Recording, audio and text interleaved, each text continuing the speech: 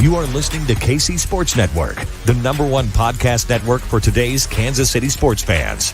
With former players from your favorite teams, informed perspectives, and former insiders, this is the place for you. You can find us wherever you listen to podcasts or on our YouTube channel, all over social media, or our morning newsletter, KCSN Daily, dedicated to your Kansas City Chiefs. KC Sports Network is proudly presented by Emprise Bank, your partner in possible.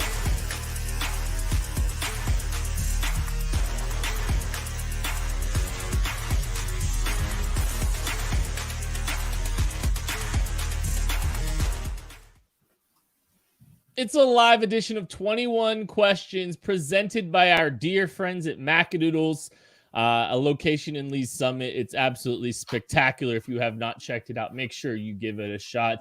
I am thrilled to be hanging out tonight with the founder of KCSN, the president. What are we? I don't know what we're calling you. The guy that gets things done. BJ Kissel, what's good, buddy? What's going on, bud? I'm excited. I saw somebody a couple of weeks ago, I apologize, I don't remember who it was, that asked for an origin story from KCSN sometime this offseason. So that could be fun to get into some of the details and kind of share more of the story of how it all came about. There's a lot there. I feel like we should it needs to be like a long version that like we just have like Tucker narrate it. It's going to be fun. We're going to do it at Holiday Distillery, and we're just going to have a few old fashions and then just sit back and talk about how this thing started. Because Kent, it's working. Like kind of sounds like how KCSN started, if you ask me. Yeah, 1 o'clock in the morning in Mobile at the Senior Bowl. But there's a lot there for anyone who cares. But it's been beautiful. We appreciate all the support, obviously, from everybody. I got a lot more cool stuff coming up. We always seem to be saying that, but there's still some more cool stuff coming up. But excited to get this show done, get to these 21 questions submitted by our subscribers from our Discord, those who've subscribed to our daily newsletter. And Kent, there's a special right now with the newsletter. You can get 3 months free if you get the draft guide, if you want to talk a little bit about the draft guide and the work that you guys have been putting into it. That is correct. We're working on the KCSN draft guide right now. It is over 300 pages of Chiefs-specific content.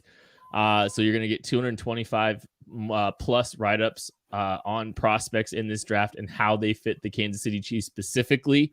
So it's all devoted to the Chiefs. There's features on there. There's probably a few things to talk about because the Chiefs won the Super Bowl. So there'll be some Super Bowl specific features and stuff like that in there and some really cool stuff. So if you click the link in the description of this show to pre-order the KCSN draft guide for $12.99, you're going to get that book. You're going to get 3 months of KCSN Substack. So yeah, click that link in the description of the show. If you're watching it, if you're listening to it, there is a link in the description of this show. And again, it's $12.99. It's a very, very good deal. Christian, I think Christian's shouting out the draft guide. This is the 5th year that we've done this book. So we've done a few of these. It's been kind of fun, but appreciate everybody that's hanging out here. Hit that like button, hit that subscribe button. We got a lot of you. We're going to answer some questions that we got from the KCSN Discord. We'll probably answer, I'm sure, some of the questions that you guys are throwing out as well here in the comments section as well. I'm glad we didn't do this. We were originally going to do this on like Thursday, and then we were going to post it a few days later. And there's so many things happening, and I'm glad it ended up working out. That it is good that we didn't do that, I should say. Yeah, because you've got Drew Tranquill, you've got Mike Edwards, you've got some other stuff. Some receivers are flying off the board right now. I mean, Brandon Cooks gets traded. Adam Thielen signs a contract, which means there's only so many teams that were looking for a receiver, and there's a couple that haven't landed somewhere yet. So are we starting to see it thin out to where we'll get into that? I'm sure there'll be a question about wide receiver. If not, I'm going to fabricate a question and say it came from Christian. There we go. I like it. Yeah, but we appreciate everybody hanging out. So we're going to start with this one. Just DRK asks, do you expect to see Joe Cullen's influence on some defensive line additions? Do you have any thoughts on that, BJ? Because I have a few. I mean, you did spend some time with Joe Cullen, at the combine, and I mean, you could hear him talk about some players specifically. I want to hear what you thought. Well, he loves him some Mike Dana. I know that was one of my bigger takeaways from that conversation as we're talking about all this. And I think this is a perfect time of the year because we all get caught up in free agency and the draft. And last year, the sky was falling because everything that happened. And we said, wait till these guys develop. And I think that's the one thing that we all kind of miss is that, there are guys on the roster who can get better, who can contribute. It's not always finding somebody else to come in here and be a part of that. And so I think that it's very a very small world when you talk about with agents and personnel guys, that if you're a defensive lineman, the Chiefs still have a need, I think, at interior defensive line, whether it's through the draft, where they bring in a veteran who can play, whatever it is. If you're an agent and you've got a 25, 26-year-old former top pick that hadn't, played real well yet, you just saw in 1 year Joe Cullen work with these guys and get the best years out of Colin Saunders, Mike Dana, Tershawn Wharton before he got hurt, and Chris Jones. And they got George Karlaftis to play at a high level as a rookie and start and play a lot of snaps throughout the year. So I definitely think there's something to be said for the conversation and the word getting out that if you're a defensive lineman and you're wanting to develop and get better and you think you have an opportunity, the agent, the player, not just the fact that the Chiefs are obviously very good as well, and Steve Spagnuolo is great at what he does. I think that there's a lot to be said for the development of the players, and those guys going out and getting paid. That stuff matters. I'll add to this too. Like when you look at influence, like you brought up Mike Dana, and he loves himself some Mike Dana. He knew like all the measurements of Nolan Smith and all the times of Nolan Smith when he was out there. And the reason I say that is Mike Dana is the least Spagsy defensive end that the Chiefs have drafted / signed since Steve Spagnuolo got here. I do think from a, pool of additions, I think the options might be a little broader than they have been in the past, where they might be a little bit more willing to play in some areas with some different types of of body types and stuff that they may have not before Joe Cullen got here. So like in that regard too, like I'm not sure that we're not going to see some of those influences there too, because I'm not going to read too much into Joe Cullen talking a little bit about Nolan Smith, but it just kind of perks your ears a little bit that he was paying attention to a guy that's a little bit on the smaller side, not necessarily your typical Steve Spagnuolo defensive end. And Joe Cullen's preferred some of those guys in the past. So maybe there'll be a little bit more yin and yang there, some give and take when it comes to that position. So that's something I'm kind of curious about. Tank the Frank, who's the one player not mentioned in trade rumors to KC that could realistically be a trade option? Ooh. Yeah, man, I don't know. I'm dead set on all the one that had gotten rumored from the beginning that hasn't happened, that there was smoke and then it went away and then it kind of crept back. But I feel very strong. This is not answering that question. I'll let you get to a certain player, but I feel very strongly about this. I know wide receiver is going to come up because I already see comments in here about Odell Beckham Jr. I feel very strongly the Chiefs are going to add a veteran receiver at some point, a guy that we know can go out and play. Whether it's Odell Beckham, whether it's a trade for a guy like DeAndre Hopkins. Oh, we got all excited about it. It goes against, and I've said this multiple times, I know it goes against everything that we've seen from this team and not trading for older players and then paying them money. But at the same time, you look at the depth of wide receivers. I was looking at this just a little bit ago. You look at the wide receivers on this roster right now, and you combine that with what we've seen from young first rookie or second year players at the wide receiver position under Andy Reid.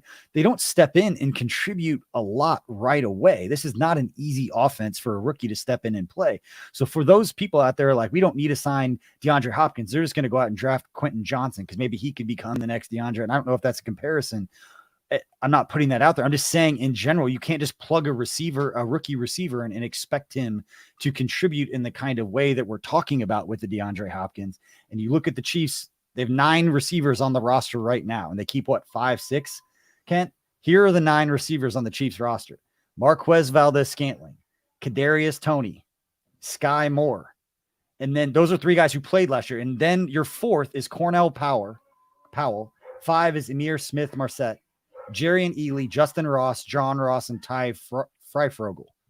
Butcher that probably. Freifogel. But like, I know people are excited about Justin Ross, but even so, you move him up to the 4th position.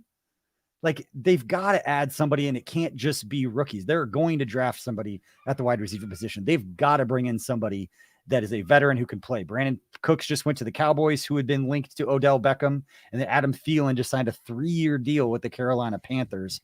So whether it's Odell with a trade for somebody else, I don't know if you have anybody in mind, but I would be absolutely shocked if the Chiefs don't add a veteran wide receiver, somebody that's going to catch 600 to 800 yards next year. I think that player is not yet on the roster. Ross, specific. Just so you know. I think it'd be receiver. I think like a DK Metcalf, if he becomes available again, something like that. But I don't know if there's a ton of players that I think are realistically available at this juncture. Now things change. You might see some post draft trades pop up or some post draft cuts and stuff that might be a little bit of surprise, and maybe the Chiefs play a little bit in that. But I don't know if there's anybody I think it'd be receiver. I think like a DK potentially. Mike in Sweden, what does the Patrick Mahomes restructure mean? Well, I think it's interesting that they didn't restructure to the full capacity that they could have. They kind of did like a little mini restructure. They didn't kick a ton of money down the road. They converted some to bonus, but they're largely kind of leaving things the same. They're leaving as much money as they feel that they need to execute what they're doing, right? So it's nothing too crazy. It's a small move. So actually kind of tells me that, maybe they're not super honed in on getting any major big 1-year additions until post-draft after they've gotten the Chris Jones deal done. It's almost like the way I look at it is they know what kind of pool they need of money, for their free agency moves or whatever at this point. And then they're going to get some flexibility whenever they extend Chris Jones. I think the little mini restructure actually probably tells you that they're going to get a deal done for sure with Chris Jones this offseason is what I think. It tells me they know exactly how much they're going to spend and exactly how it's going to be structured. I put this out on Twitter. I've said this multiple times that this stuff and the stuff that gets out publicly is so much further behind the planning and when the decisions are actually being made.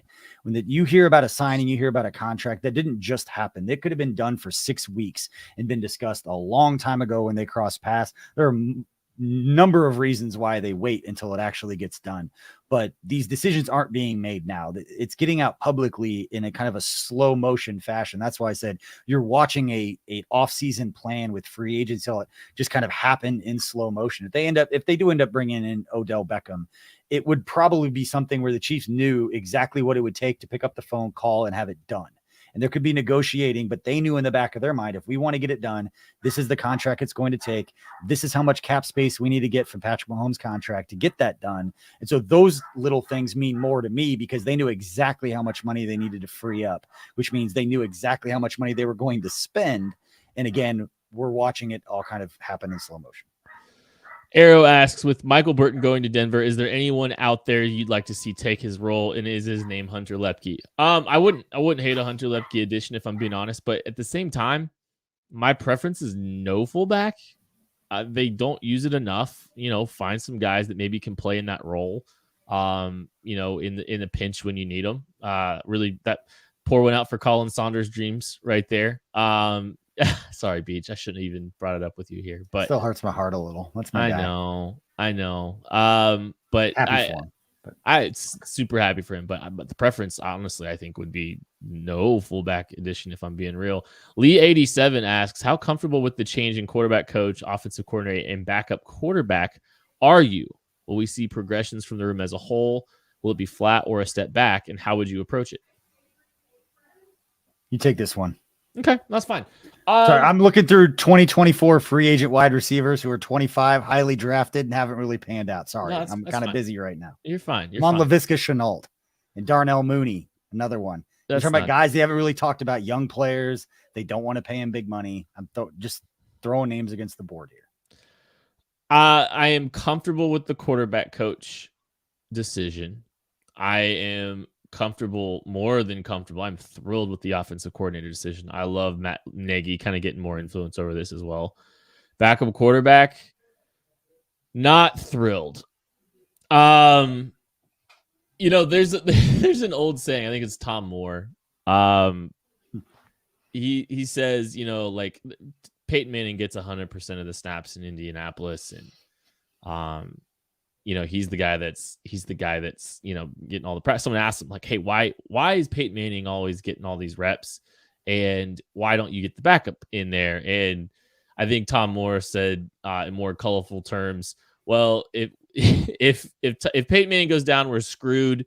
We don't deal with screwed. We don't practice screwed or whatever it was. It's like a lot of times it's up to the starter too. If they want every single rep, a lot of times coaches will ask him hey, do you want to take a break? Do you want do you want every single snap? And some players are I want every single snap at practice. I don't know if Shane Buechele can win you a football game. I mean, there's just a lot of unknowns. He hasn't looked great when he's been there, but there's clearly something that this team likes because they've protected him 2 separate seasons, to get him through 2 separate off seasons. They have a plan for him, and it might just straight up to be Patrick Mahomes' backup. Now, there's might be good rapport. Mahomes might like him in the room, and honestly, that's a good enough reason. I mean, that's a good enough reason to just roll with Shane Buechele back there. But I just, I don't know. I don't know if he can win you a game. I don't know if he can orchestrate a 98-yard drive the way Chad Henne did. Yeah. I'm going to go back real quick because we're going to jump out of order here for a second, Kent. I'm going to name off the 10 guys listed. I'm at spottrack.com looking at 2024 free agent wide receivers. Some of these guys are coming off rookie deals. Some of them, it's their second deal, especially with this first guy. But these are guys who, again, going into a lame duck year. If they're going to get traded, you get traded with 1 year left on your contract. The Chiefs could extend them. So these are players who, if the GM of their current team doesn't want to pay them another contract, doesn't want to pay them big money, but would take a 3rd round pick to get rid of them if their team is not competing right now and that 3rd round pick is more important, maybe this is a name. These are guys who could be available. Mike Evans, Tyler Boyd, Corey Davis, Curtis Samuel, Devontae Parker, Kendrick Bourne, Jamal Agnew, Marquise Brown, Calvin Ridley, Jakeem Grant, T. Higgins, Michael Pittman, Laviska Shenault, KJ Hamler, Chase Claypool, Josh Reynolds, Traquan Smith. Any of those guys jump out to you? That the Chiefs could acquire, not really. I mean, T. Higgins is the one, but the Chiefs aren't going to get T. Higgins. Yeah. They're not getting him from the Cincinnati Bengals. So, that's what makes it tricky. I mean, here, okay, no chicken tonight. We'll just do this. What's the next move you're pounding the table for? Okay, perfect segue. Let's just talk about this because we've kind of been teasing this wide receiver discussion here today. Yeah.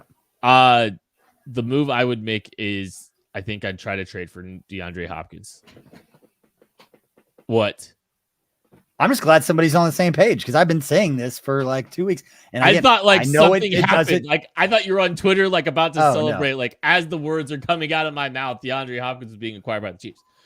All right. I've been a D-Hop Nuke fan since he came in the league. I thought he was always a top 3 receiver throughout his prime. I think he's looking to being on a good team. He's been on a couple with Houston back early in his career. He's on a couple of decent teams. He's been on some really bad football teams with some really bad leadership at the head coaching position. And to come into a situation like Kansas City, I think he would welcome it. So from a financial standpoint, he's a guy who's gotten paid. Not saying he's going to take a huge pay cut, but it would make sense for all the right reasons. And I can't imagine what an improved offensive line and a healthy DeAndre Hopkins and Patrick Mahomes could do together when both of them are in their prime. We've talked a little bit here, and we look at this offseason and we said, okay, what do the Chiefs need to do? Who do they need to what positions do they need to address? Edge, wide receiver. They need to figure out offensive tackle. Okay. They figured it out. Edge. And so, there's still room for improvement in edge. Don't get me wrong.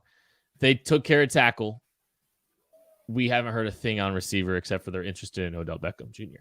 But all these other teams around the NFL continue to make these moves to secure the Brandon Cooks of the world. Oh, hey, by the way, the Dallas Cowboys were rumored and leaked to be interested in Odell Beckham Jr. If that report's true, hey, guess what? That's a suitor gone for an Odell Beckham Jr. Yep. I think the longer and longer this goes on and the more, the musical chairs continues to go and other players and other teams are continuing to get involved with different players. And we don't, we see the Chiefs are not involved in, haven't acquired one yet, but there's 2 big names out there. There's Odell Beckham Jr. and there's Nuke Hopkins in a trade. You just saw the compensation for Brandon Cooks, who is younger than Nuke Hopkins. I think you're probably like a 4th round pick. The Chiefs have a pair of 4th round picks. Everyone's freaking out about, will you pull it? Would you pay him $16 million this year and $18 million next year? No. Yes. Well, fine. But guess what? I think that deal's getting redone anyway. Right. I don't think the cap hit's going to be $16 million when it's all said and done. I think you're probably looking at something restructured. Maybe Nuke's looking for a 3-year deal. He's looking to add a year. And guess what? If you add a deal, you get to add a year, you get to restructure everything. You get to you can flip that whole contract on its head. So that's not a reason. I think that's a reason everybody's kind of freaking out. It's like there's ways around that still. Like you can still redo his deal and make it work. I think the farther and farther this goes on, the more and more I feel like, Nuke Hopkins or Odell Beckham Jr. is very much in play for this team. Yeah, just both of them. Sure. Why not? They fit. Put Nuke in the slot a little bit more.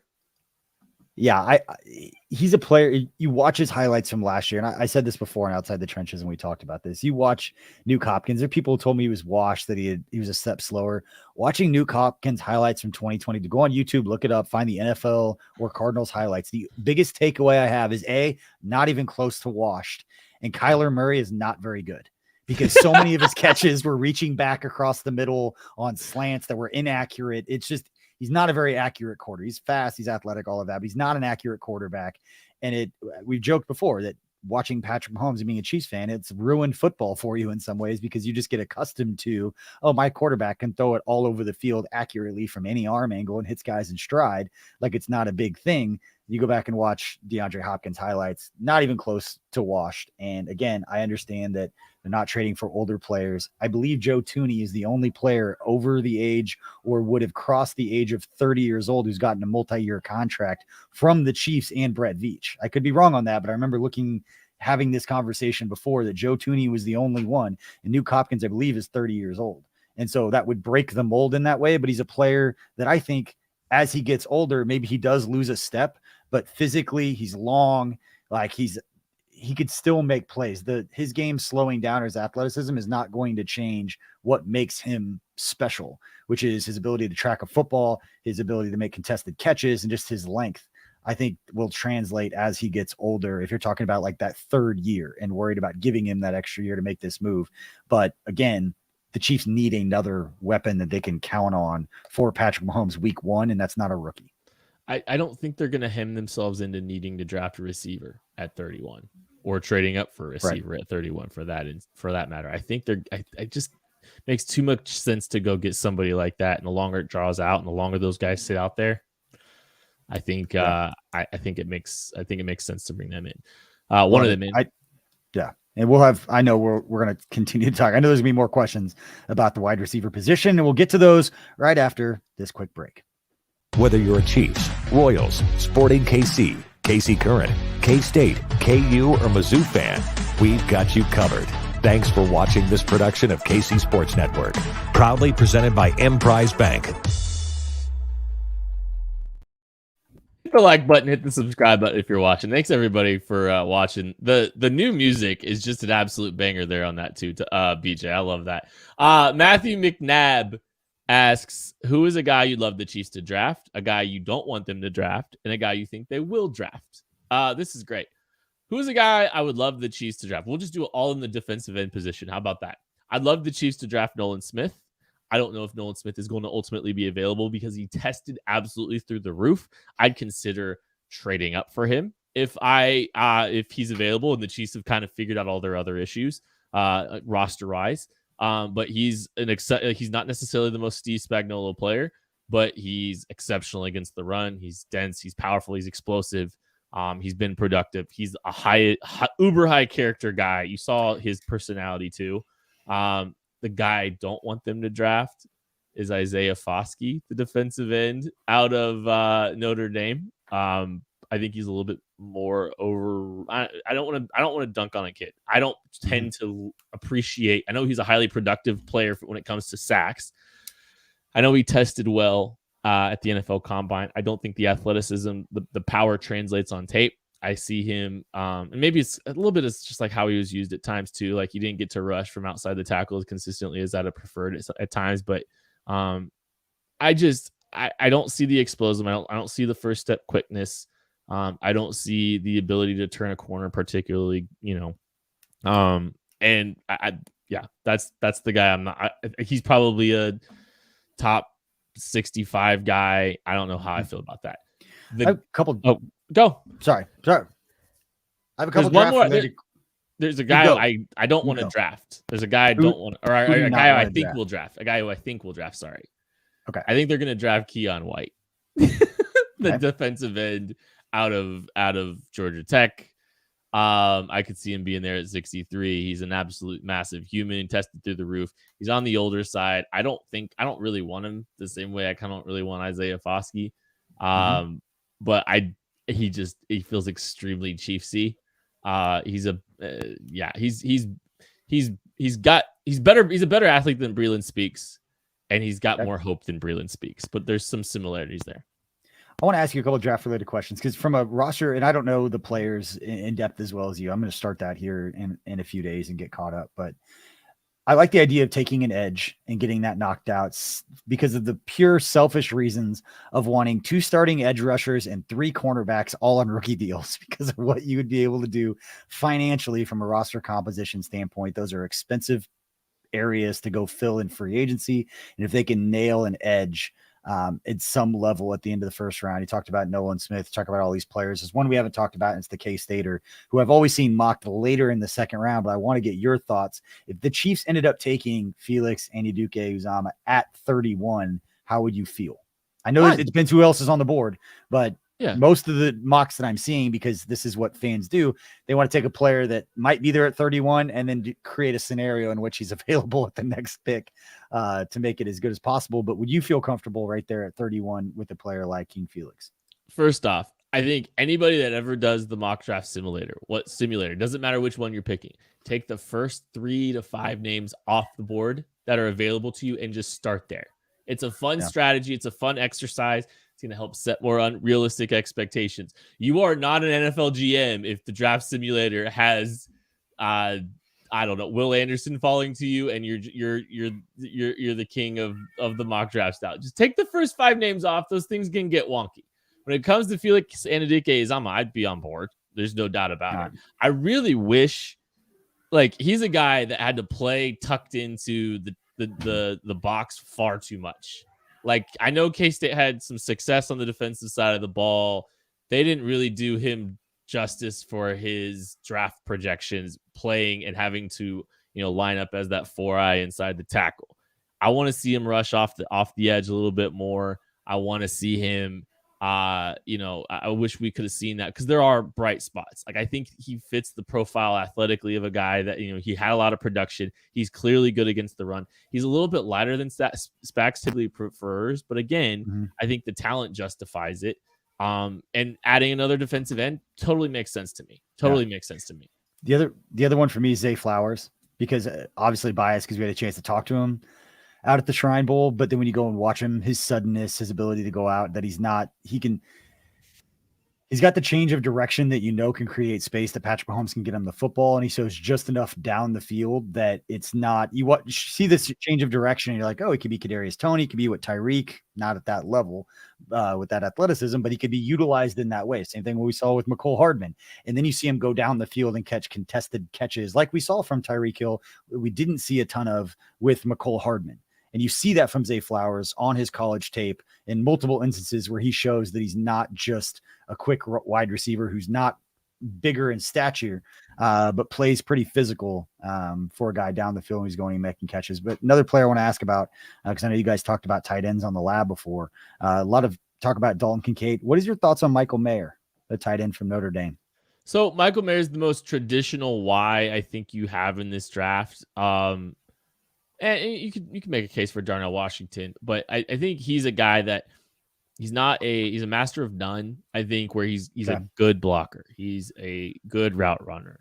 He's he's a capable separator. He's, he's got, good ability to track the football. He's not something, there's no dominant trait. There's nothing overly dynamic about him. He's just a guy that's going to do a lot for you consistently. He's going to play consistently well. Which could be valuable, like a guy that can block in line, a guy that can, do that, but he can also, get out of his stance and run seam well enough. You can flex him out. You can put him on, in a 2-point stance. He can run a capable route tree, does a good enough job separating, does a good enough job. But I don't know if it's a guy that is overly, I'm not going to be overly excited about that one relative to some of the other tight ends that could potentially be available, because he doesn't have that dominant trait for me. Gotcha. Okay. Tojo asks, define Brett Veach's free agency philosophy and how does it boost the odds for successful draft classes? Well, he tries to enter the draft without having any big glaring to find needs. Like he's going to try to have some kind of solution, whether it be a stopgap, whether it be just he wants to be able to field a team before he enters the draft is kind of the vibe I get. I think there's some tendencies to not sign, like we talked, free agents over the age of 30. It kind of seems like a developing threshold as we get more and more data on that. You're not seeing long-term deals for guys that are older. And then how does it boost the odds for successful draft class? Well, if you feel confident and comfortable, in the short term with your team, and in some cases the long term, it really does free up the board to allow you to take best player available. Cornerback was obviously a need for this team last year. They aggressively corrected it, but they also moved up for a blue chip that they believed in. I mean, the stuff it bared out for what we were doing with the draft guide too. We had Trent McDuffie top 15-ish. So like moving up for a blue chip always makes sense, especially at a position of need. So like it kind of frees up the opportunity to go and take the best player available if you feel confident in what you have in your locker room already. Yeah, and making a joke of it, but kind of serious, that I'd rather take the edge now, get him a year with Joe Cullen before Joe Cullen gets a head coaching job somewhere. Or a defensive coordinator job. He's going to keep working his way up. Chief Golden Co., what is your confidence that Andy Heck will have the left and right tackle positions ready for week 1? Well, here's the deal. I think whether or not Jawan Taylor moves over to the left side or not, the Chiefs have had to help their left tackle before, as recently as last year. Like they will have a plan in place to help support their tackles if they need to support their tackles. I think there's some philosophical stuff simply that, don't get beat off your inside shoulder and wash guys up the arc as best you can and match it. And if Mahomes will try to navigate it if he needs to, right? Mahomes will help. Mahomes always helps. The pressure rates were really high last year. It's not like that. I mean, it's like I think we're overvaluing what the tackles did last year in some way, shape, or form. So we're thinking it wrecks the game. You're thinking that we can't function without it. And we saw our starting tackles give up more pressures than anyone else in the league. We saw Patrick Mahomes somehow Houdini his way out of it to where he was one of the 5 least sacked quarterbacks in the NFL, despite being pressured among the most, if not the most, in the NFL. And they were still the number 1 scoring offense. So they're going to be fine. It's just a matter of what it looks like. Yeah, no, for sure. They'll build an offense. They'll be able to function at a high level. They're going to have a lot of success. There might be some growing pains, but there's been growing pains every single season at tackle. The truth of the matter, Orlando Brown Jr. wasn't good to start both years in Kansas City. He wasn't. He got better late as the season went on, but he wasn't good early. Like that's just the truth about it. So they've been able to navigate that just fine and win football games. KCLV Niners. Do you think Joe Cullen gets some meaningful production out of Josh Kano, or has that ship sailed? If there's anybody that can get the most out of it, then it's going to be him, but hasn't really scratched the surface depending upon what they do this offseason. This will be the year we have to see it, but I can't even remember Kent in a preseason or even a training camp practice that we've been up there where all of a sudden I've turned my head and be like, man, that was a flash of something that we thought was going to be special. And we've never seen a player completely come out of nowhere where there weren't at least times at camp or during the preseason where we talked about him like, man, this is a guy, like you've got to flash at some point. I haven't seen it since he's put on a Chiefs uniform. It's make or break for Josh Kano this year. The Chiefs have obviously tried to keep him around this season as they have Malik Herring. There's been a reason that both of those guys are on the 53-man roster. I think it's probably wearing thin for those two guys, though. They've got to start getting some production out of one or both of them. I don't consider them to be part of the answer at the defensive end position, and I don't consider them really as far as if you're planning. I don't think you do, and you just hope one of them provides and surprises something, that you can roll with. So I think that's the approach. I think Josh Kano's had some setbacks that have kind of made it difficult on him. And this is just a big year for him health wise and development wise for sure. Okay, let's get a couple. Our fearless producer, Jordan Foote, behind the scenes here, has had some questions. I've seen him star that's coming through the chat rooms. If you're in the chat room, please continue that conversation. Let us know your thoughts and your questions and what you've got. And please hit that like and subscribe button. But let's get to a few of those. So, Chad Chapman saying, you think the Chiefs will bring back Justin Watson? I do. I think He's a great 5th, 6th wide receiver, good special teams player, stepped up, made some big plays when they needed them to on some third downs during the regular season. Some of those forgotten type plays that don't end up in a highlight reel, but when it's 3rd and 9 and it's pretty high leverage situation, you're not feeling great, especially in that December stretch. It felt like that November, December, where the Chiefs were winning close games that we felt like they should have been blowing teams out. It seemed like Justin Watson had a handful of plays during those where half the time I thought it was Kelsey, or it ended up being Noah Gray or Justin Watson. I just thought that it was Kelsey when he caught it. And I was like, oh, damn. All right, that's pretty impressive for him to go up and make those plays. So I think he only signed for like 1 year, $1 million last year. So unless somebody's going to give him some multi-year deal, I know Brett Veach is a big fan of his. So I would love to see him back in Kansas City and hold down that final active wide receiver roster spot. Patrick Mahomes is a big fan of him too. That also matters. And he'll be back on a vet minimum deal, is my guess. Those vet minimum deals, they really don't count against the salary cap. So you can load up on these guys that these $2 million contracts roughly, and just live in that and add a bunch of, development or veteran talent to your roster. So I think that's definitely a move that's probably going to happen. I don't think he'll get real money from anybody else. Faux show. All right. Grayson Jaspers, OG supporter of KCSN. If there was a play named Craig is Great, which play would it be? Ooh, are we having to draw up our own play, or is it a current team play, or can we bring up a play from the past that we're like, that should definitely have been called Craig is Great? I think anything involving Colin Saunders should be called Craig is Great. Any offensive play or I was thinking of like the bloated Tebow pass or whatever they call, like the Dontari Poe jump pass, but somehow Derek Johnson's got to be involved. Whatever it is, DJ's got to be involved in some kind of way. I will just say every touchdown that's ever been scored by the Chiefs is Craig is Great. I love it. Christian Gumminger, do you wish Veach would have played the cockpit game a little more with more released players and less UFAs? Kent, you love some comp pick formula on social media. You are all over it every time the player is signed. No, I don't think I don't wish they would have, just because the way their roster is set right now, you can make the arguments for the Drew Tranquil moves and the Mike Edwards moves. I think having that set in place now is more valuable than getting a potential, compensatory pick down the line. Now there's a couple other guys that could, potentially help the Chiefs get a compensatory pick, and we'll see kind of how the Chiefs navigate and play that, that game a little bit. But I think where the roster is at with how many rookies and how many draft picks they're going to have in the last 2 drafts, I don't know if I'm super crazy for trying to make sure you're acquiring more compensatory picks. How many players do you think they walk away from after this draft? 8. They're trading up. I think they're 7.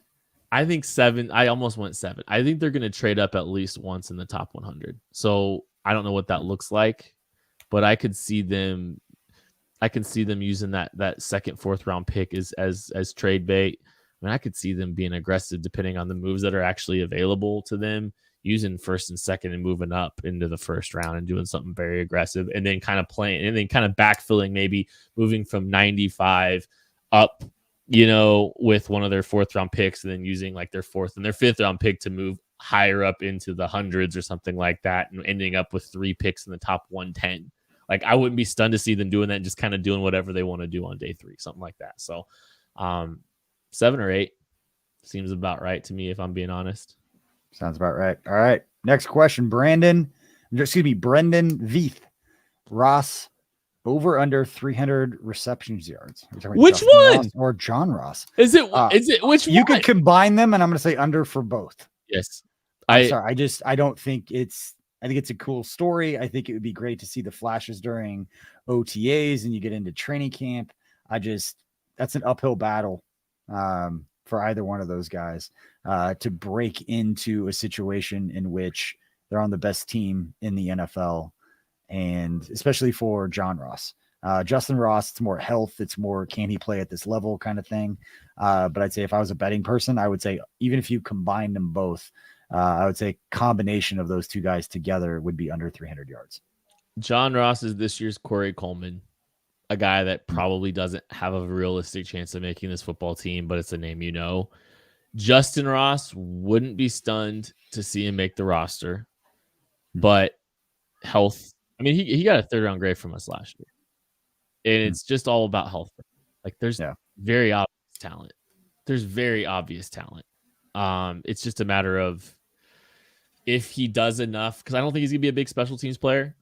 I don't know if he's like a guy that's going to be a big special teams player. So does he do enough offensively to keep value, to hold his value on the 53-man roster? That's going to be very, very interesting, I think.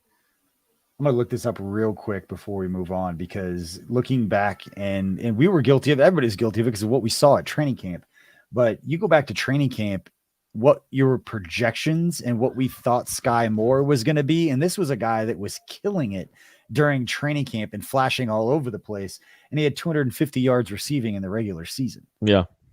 And so you would need, not saying that it translates quite like that, but you need a guy to go out and perform really well during training camp to have an opportunity to respectfully project better numbers. And we all got caught up. It happens every year. Every year there's a receiver who does it. This year it just happened to be somebody that we had just drafted. Was a great route runner, had all the reasons to think he would step in. There's no reason to believe that Sky Moore won't get better going into his second year, has an entire offseason. He knows the playbook. He's going to have all that time to worry about, train with Patrick Mahomes and go down there. And he's preparing for a season this offseason, not preparing to exercise really well in front of a bunch of NFL decision makers. But yeah, it's something to keep in mind when we all get excited about these players, especially rookies and guys who haven't done it before. Awesome upside players, but not anybody you're going to make free agent. You're not going to not trade for DeAndre Hopkins because you believe Justin Ross could be a guy. That is not a thing that's real. BJ, do you want to know what I hope gets better? What's that? This show right after this break. Whether you're a Chiefs, Royals, Sporting KC, KC Current, K-State, KU, or Mizzou fan, we've got you covered. Thanks for watching this production of KC Sports Network, proudly presented by Emprise Bank. What's up, Chiefs Kingdom? This is BJ Kissel, founder and CEO of KC Sports Network. With Kansas City on full display for the NFL Draft, what better way to celebrate our hometown than by supporting a charity that helps kids with special needs in our own backyard? Children's Center for the Visually Impaired will host the CCVI Trolley Run Sunday, April 30th to change the lives of students who are blind or have low vision. Now in its 35th year, the CCVI Trolley Run is a 4-mile race that finishes on the Country Club Plaza the Sunday after the NFL Draft. This fundraiser is open to everyone and no athletic ability is required. Enjoy free beer after the race and snacks from local restaurants. We promise the KC community will be on full display. Visit trolleyrun.org and use code KCSN to get a few extra bucks off your registration. That's trolleyrun.org. When you threw to break, you're like, I hope this show gets better. Are you saying you don't think it's good? Oh, I think I'm having a great time sitting here chatting with you. BJ, you have to understand. Friends. I am a slave to the transitions. I am actively just listening for you to say something that I can use to transition to the next ad break or what have you. I thought it was going to be a two-time Super Bowl champion type thing is what I thought it was, where I can just get in there and kill that. Just kill the bit into the ground. Hit the like button, hit the subscribe button if you're watching. Appreciate everybody that's hanging out. I got a lot of people hanging out here while we're going live. We're answering a bunch of questions, both from the KCSN Discord and some of the questions that you guys are asking. You can throw a few more in there if you'd like. But we'll get to a couple more here before we get out of here from the KCSN Discord too. So, and shout out Jordan Foote behind the scenes for producing this thing and helping keep us organized. So shout out Jordan. Just on time with everything, just absolute money.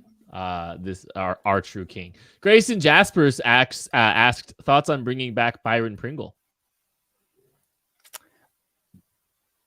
Part of me would absolutely love it. I would be very surprised. The K-Stater in me, I like Byron. I would love it. I would be very surprised. He had a tough go out of it up in Chicago after signing that deal. Would love to see it. Demarcus Robinson's another one. Knows the offense. He's out there. I'd be more surprised if Pringle was back than Demarcus Robinson. I think both of those guys have some special teams background to them. So there's that. That's always something that's interesting. Roster construction wise, though, it's still going to be tight for me. I'd rather take a swing on someone with some more upside, some more ability. I mean, we're running out of options here to see how this wide receiver room can get better. I think they need to get better. Don't get me wrong. I believe in Kadarius Toney's improvement. I believe in Sky Moore's improvement. They still need more. Yeah, as Travis Kelce, guy, sign a veteran. And to me, the Justin Watson, Byron Pringle is the same kind of role, same kind of thing. And in that case, I'm not going to say which one I prefer because it would hurt my heart to say it out loud. So I think that'll answer that question for you. Understandably. But as Travis Kelce said, more. They need more at the wide receiver position. KCLV II Niners asks, tell us about our new safety and linebacker, and do they improve the team? Great timing, because we really haven't done any big addressing of the linebacker and safety that the Chiefs have acquired since we haven't had any live shows for it. We didn't do a live show yesterday. Do you have something, BJ? Are you hyped about these guys? I'm really happy. Let's start with Tranquil, because I was really surprised that he was available for that price. In watching, and I'm not going to pretend to have watched all the Chargers games. I watched a handful of them when they weren't playing the Chiefs. And Drew Tranquil stood out every single time I watched. And it's easy for linebackers who can run, a guy who's 6'2", 240, and has got some speed and some instincts to make plays behind the line of scrimmage. Those players generally stand out, but he flashed on tape to where I think I even wrote it down in like a notepad, like Drew Tranquil, like playmaker, and just like stash it away as notes for down the road. And then you go back and I was looking at his PFF numbers, and not necessarily his grades, but just where did he line up? Where did he play? And the one thing that jumped out to me, Ken, same thing with Mike Edwards, the safety that we'll get to here in a second, but Mike Edwards is 26 years old. Drew Tranquil is 27 years old. Both those guys played over 920 snaps defensively last year for their teams, and they were signed for a base salary of $3 million, which is what you pay a slightly or solid special teamer in free agency. And these guys, again, played over 900 snaps. Chiefs only had 5 guys on their defense play that many snaps last year. And the only linebacker who did it was Nick Bolton. Willie Gay played, and granted, he missed some time, but Willie Gay played 727 snaps last year. Drew Tranquil was on the field a lot for a solid Chargers defense. So I'll let you talk about where the usage and all of that and kind of how he fits, because I know there's been some confusion amongst Chiefs fans, at least the conversation on social media over whose spot could he be taking, where he might play, and how that all might work. But I absolutely loved the signing specifically of Drew Tranquil, because I think he's a playmaker at an area that you don't normally find athletic linebackers at that level with this experience that you can get for that price. Okay. And depending on whether or not the Chiefs do something cool with the receiver position between now and the lab, I'm sure we'll talk a little bit about this Drew Tranquil situation as well, because I think there is a lot to unpack here. Because first off, that's not necessarily a need that you would pinpoint to the Chiefs. Sorry to jump. Darius Harris, because I've seen that comparison. Darius Harris played 250 snaps. Drew Tranquil played 930. Those are two different. Here's where it gets interesting, though, Beach. The reason Darius Harris played so many snaps is because the Chiefs actively chose to take Willie Gay off the field. That doesn't make sense to me. That never has made sense to me. Willie Gay is a superior athlete. He flies around the field. He's a good blitzer. He makes some good plays. And the Chiefs, every third possession, were throwing Darius Harris out there, a guy they didn't even tender. That's interesting to me. Willie Gay plays the will position. Drew Tranquil plays the will position. I'm not going to completely tinfoil hat this the way, some people, but I think Drew Tranquil can 100% compete for the starting will spot over Willie Gay. I don't think Willie Gay's job's safe. The fallback, though, is you're getting a guy who can play in the dime, who's been the green dot for the Los Angeles Chargers before, who can, take Nick Bolton off the field for coverage downs, because they can trust him to be an effective communicator, to be the guy that they need in the middle of that defense on those crucial downs, but actually can cover a little bit with, he's got the range, he's got the instincts, he's got the ball skills that, you kind of don't see out of, maybe some of the rest of the linebacker group. They don't trust Willie Gay. Willie Gay's always been the most logical guy to play in the dime. They don't do it. That tells you something. They actively play Darius Harris over Willie Gay. That tells you something. Nick Bolton has to play in the dime. That tells you something. Like, if you look at it on its surface, hey, the Chiefs starting linebackers from the Super Bowl played well, they're done. If you look at it a little deeper, it's okay, they really want to make sure that they're better in coverage at the linebacker position, and they don't have the guys to do it. So this could be a $3 million insurance policy for Willie Gay this offseason. Yeah. Or it's, hey, we're done waiting for you to develop, so we're going to go ahead and stop trying so hard. So you're not going to get the same opportunities that you had.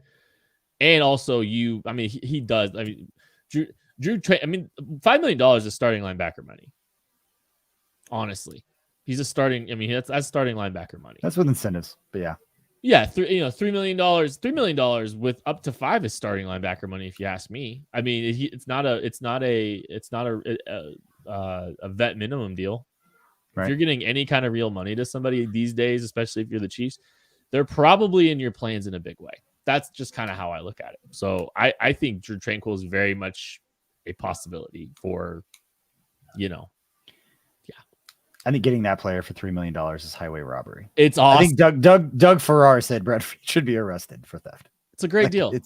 I was hyped, and it's a far departure from what Steve Spagnuolo typically prefers at linebacker too, because he's not a guy that's going to play the run at an elite level compared to some of these guys. He's more of a run and chase time player. If he's definitely more coverage than he is run fit, but good football player.